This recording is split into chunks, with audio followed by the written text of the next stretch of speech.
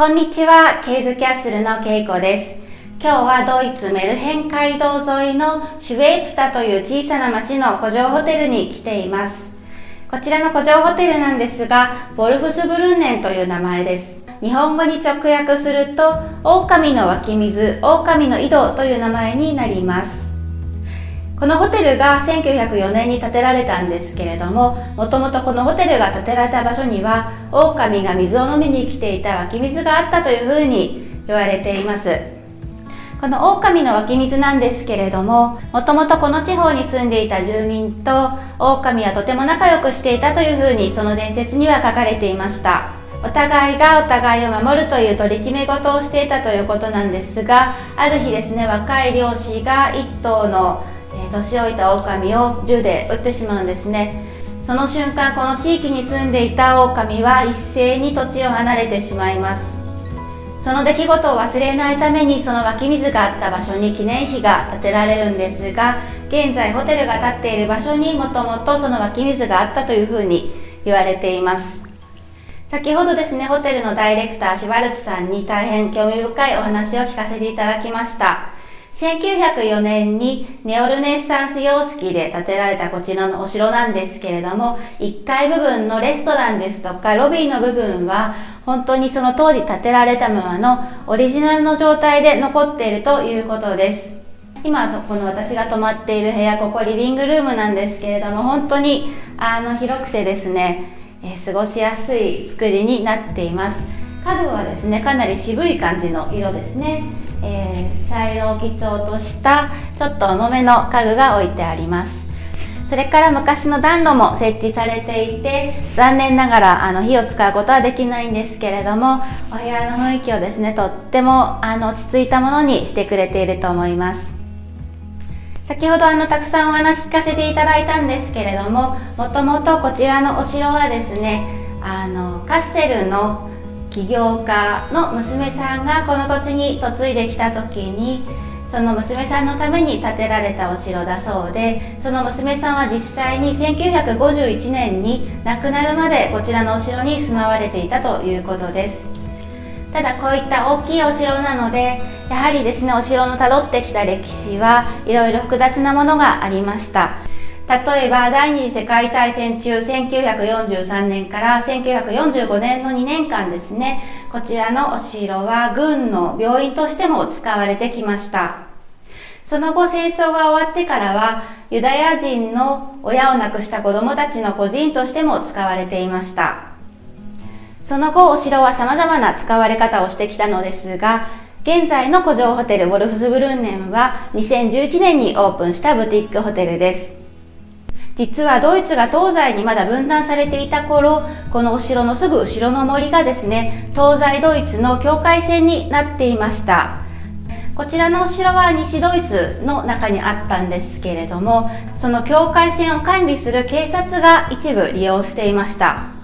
やはりこのお城の真後ろに教会があったというようなお話を聞くと、東西ドイツが統合して30年も経った今とはいえ、きちんと語り継いでいくことは大事だなというふうにお話を聞いて感じました。先ほどこちらのホテルのダイレクターのシュワルツさんにレストランについても大変詳しくお話を聞かせていただきました。私も先ほどですね、コースメニューをいただいてきたんですけれども、メニュー自体は本当に数が少なくて、何にこだわっていらっしゃるかというと、やはり地元の素材を生かしたお料理ということに大変こだわっていらっしゃいます。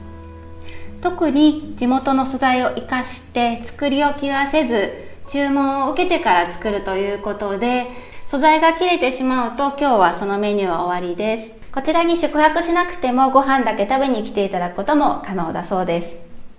この素敵な古城ホテルで結婚式を挙げたりだとか、結婚披露宴をしたいと思われる方も多いのではないでしょうか。こちらのホテルでは年間なんと約70件の披露宴が行われるそうです。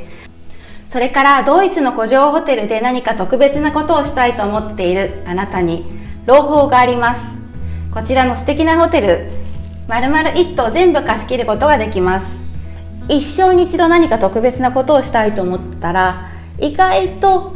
出せない金額じゃないのかなと思ったので、私も頑張ってお金を貯めてですね、お城を丸々一晩借り切ってパーティーしてみたいなと。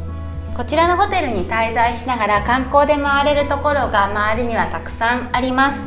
メルヘン街道を回る拠点にされてもいいですし、こちらのボルフスブルンネン城から約30キロ、車で約30分のところに